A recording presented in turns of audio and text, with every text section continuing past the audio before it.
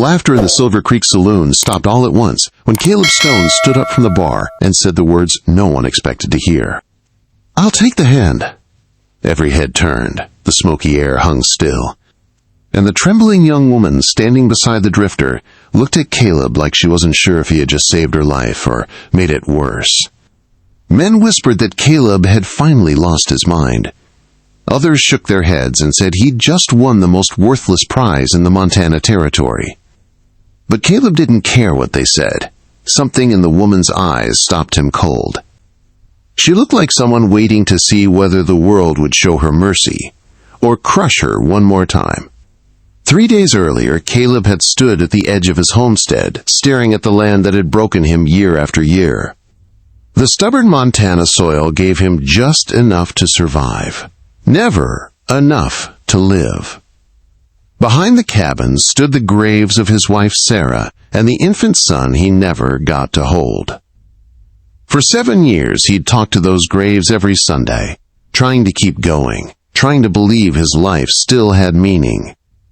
That night at the saloon, the only thing Caleb wanted was a quiet drink, but then Garrett, a rough drifter with dead eyes, ran out of money at the poker table. With the whole room watching, he said, "I've still got something to wager, a woman, outside in my wagon." The room went cold. Even in the rough frontier, trading people like livestock crossed a line. But Dalton, the richest rancher in the territory, just leaned back in his chair and smirked. "Bring her in," he said. When Garrett dragged her inside, the saloon erupted in whispers. The woman looked like a ghost. Dirt smeared her skin, her dress torn, her wrists loosely tied with rope. She didn't look at anyone. Her eyes stayed on the floor as if she already knew no one there would help her. Dalton studied her like a man checking a mare's teeth. "Not worth much," he said. "Fold your hand." But Garrett wasn't letting go. Someone here wants her. Someone's got a use for her. No one moved. No one spoke. The woman's shoulders tightened, like she was shrinking herself smaller, waiting for the world to decide her fate. Caleb felt something rise in him, a quiet anger he hadn't felt in years. That woman didn't belong to any of them. And she shouldn't be standing there like something to be won or lost. Then he heard himself say it. "I'll take the hand." The room erupted. Some laughed. Some cursed. Dalton raised an eyebrow, amused. "Stone, that's the worst bargain you'll ever make." Caleb ignored them all. The cards were dealt. Garrett was desperate, sloppy. Caleb didn't care about the game. But when the final cards hit the table, his pair of kings beat Garrett's tens. Just like that, the room declared him a fool. But the woman, finally, lifted her eyes to his. He walked to Garrett. "Give me the rope." Garrett jerked it loose with rough hands and stormed out, already hunting for another drink. The crowd lost interest fast. To them, the show was over. Caleb was left standing with the woman everyone claimed wasn't worth a penny. "What's your name?" he asked gently. A long pause. Her voice came out weak, strained by fear and months of silence. "Eleanor." "I'm Caleb Stone," he said. "I have a homestead up in the mountains. It's simple, but you'll be safe there. That's all I can promise." She didn't answer, didn't trust him, but she didn't run either. Outside, the night was cold. Caleb took off his coat and draped it around her shoulders. She stiffened at first, as if she expected pain instead of kindness, but she didn't pull away. He lifted her onto his horse and climbed up behind her, holding the reins while she sat tense and uncertain. They rode under a sky full of stars. The wind bit at them, but Caleb didn't rush. He kept the horse steady, careful. After a while, Eleanor's breathing eased. Her fear didn't vanish, but exhaustion finally pulled her body into rest against him. When they reached the cabin, Caleb lit a lamp and opened the small bedroom door. "You can sleep here," he said softly. "The bed is warm. I'll be out here if you need anything. No harm will come to you under my roof." Eleanor stepped inside slowly, as if she wasn't sure she was allowed to. Her eyes swept the room, taking in the small fireplace, the handmade quilt, the quiet safety. She turned back toward him. "Why?" she whispered. Caleb swallowed. Because it was the right thing to do. She studied him a long moment, searching for deception. Finding none, she nodded once and closed the door. Caleb sat at the kitchen table long after she fell asleep. He stared at the cold mountain outside his window and wondered what he had just brought into his life. He didn't know her story. He didn't know her fears. He didn't know if she would stay, or if she even trusted him enough to try. But when dawn came and he glanced through the window, something shocked him to his core. Eleanor was already outside, kneeling in the frost-touched soil, her hands moving through the earth with a strange tenderness, as if she understood it in ways he never had. And everything in his world began to change. The frost was still on the ground when Caleb stepped outside, unsure of what he was seeing. Eleanor knelt in the cold soil, her dress damp at the hem, her hands sifting the earth with a focus so sharp it startled him. She didn't look afraid anymore. She didn't look beaten. She looked alive. "Eleanor?" he said gently. She looked up. In the morning light, her eyes seemed different, clear, alert, almost hungry for something she hadn't felt in a long time. "I'm sorry," she said quickly. "I should have asked permission." "Permission for what?" Caleb asked. She hesitated, then pointed to the dirt. "To examine your soil." He blinked. Soil? Of all the things he expected her to say, that wasn't one of them. "What about the soil?" She spoke slowly at first, as if testing her voice, then, with a growing confidence. "It's too alkaline. That's why your crops struggle. But the clay content is good. And the mineral profile is better than it looks. You have potential here, Caleb. A lot of it. You're just planting the wrong things in the wrong way." Caleb stared at her. Nobody in the territory talked like that, not even the farmers who'd been working land their whole lives. "How do you know all that?" he asked. For the first time since he met her, she lifted her chin without fear. "My father was Professor Edmund Hartwell," she said, "a botanist. He studied frontier soil for 20 years. I traveled with him everywhere. He taught me everything: soil chemistry, companion planting, seed preservation. It was our life." Her voice cracked on the last word. "He died 6 months ago," she whispered. "After that, I had no one." Caleb felt something twist inside him. She had been dragged through hell, treated as property, her knowledge ignored. But now, standing in the morning frost, she looked like someone remembering who she used to be. She reached into her dress pocket and pulled out a small leather pouch. Inside were seeds, strange, rare, carefully wrapped. "My father's collection," she said softly, "hardy varieties he gathered from everywhere. They can grow where others fail. If you let me, I can plant them, and I can help you change this land." Caleb didn't even need to think. "It's your home now," he said. "You don't need permission." Something in her face softened for the first time, not fully, but enough. They spent the morning planting in ways Caleb had never seen. Instead of straight rows, Eleanor set circular beds. She placed certain seeds together, explaining how some plants protected others, how some pulled nutrients up, how others shaded the soil so moisture wouldn't vanish. Caleb followed her instructions, not questioning, watching the quiet fire come back into her eyes as she worked. By midday, 3 large beds were planted, each one a careful pattern of life. "How long before anything grows?" he asked. "A week, if the weather holds," she said. "And by harvest, you won't recognize this place." For the first time in years, Caleb felt something he didn't dare feel before: hope. After noon, he saddled his horse and rode to town. Eleanor stayed behind, still working the soil like someone trying to breathe again after months underwater. Caleb needed to get her clothes, food, and proper supplies. And maybe he needed time to understand the strange blessing that had walked into his life. When he stepped into the general store, Mrs. Henderson behind the counter nearly dropped her spectacles. "Caleb Stone," she said. "Is it true? You want a woman in a card game?" Caleb felt heat rise to his face. "I helped someone who needed help," he said firmly. Mrs. Henderson studied him a long moment, then softened. "You're a good man, But folks are talking. If that girl needs women things, clothes, help, you send her to me. No woman should be alone up there." Caleb nodded gratefully. When he returned to the homestead that evening, Eleanor was still in the field, dirt covering her hands, sweat on her brow, but standing with a quiet pride he'd never seen before. She looked more like herself, whoever she truly was. "I brought you some things," Caleb said. Her hands shook slightly when she opened the packages. "You didn't have to do this." "Yes," he said, "I did."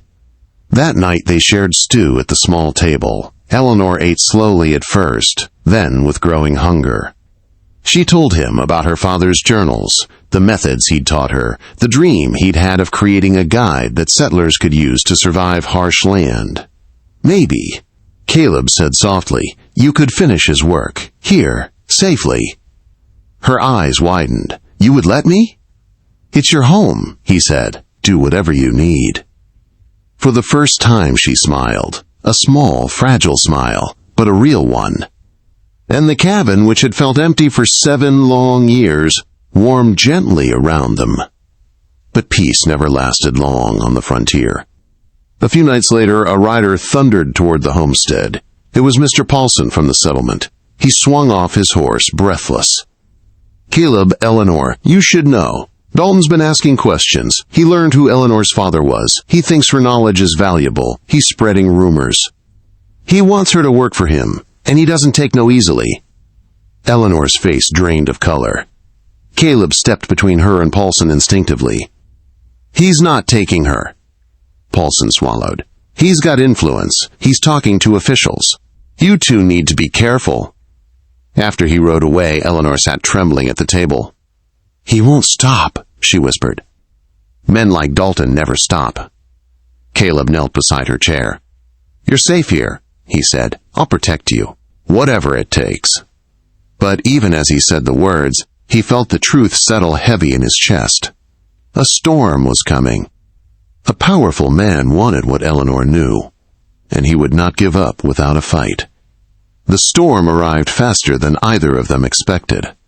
2 weeks later, while Caleb and Eleanor were selling produce in the settlement, the entire town went silent. A wagon rolled in carrying Territorial Judge Blackwood.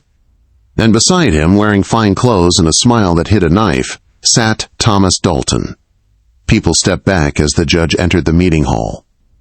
Caleb and Eleanor followed with pounding hearts. The air felt tight enough to choke on. "Mr. and Mrs. Stone," the judge said, "a legal matter has been brought concerning your marriage and Mrs. Stone's status." Caleb stood straight.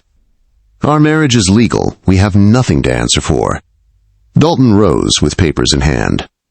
"Your Honor, I present documented proof that the woman known as Eleanor Stone was sold to me 2 weeks before the poker game in which Caleb Stone acquired her. Garrett stole what was already mine." Gasps filled the room.